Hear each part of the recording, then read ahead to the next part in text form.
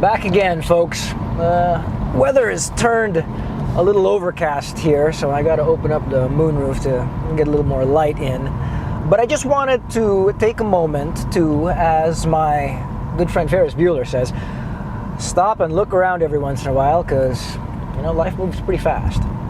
And what I want to say is I think early May might be the best time ever to do European delivery. Granted, this is my first one, it's my first time in Europe, so maybe I don't know what the heck I'm talking about, but hear me out here, okay?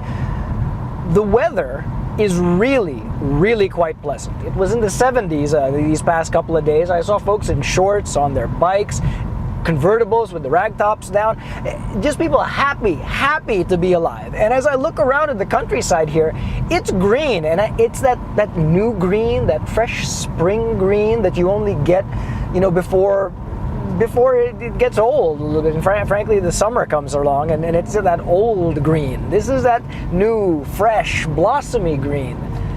And it's affordable. I mean, I paid a song for my airfare. It was $500. I mean, and the hotels, I actually spent a little bit more on the hotels because I wanted to stay in specific places, but I'm hearing people getting $50 a night, €50 a night, I should say.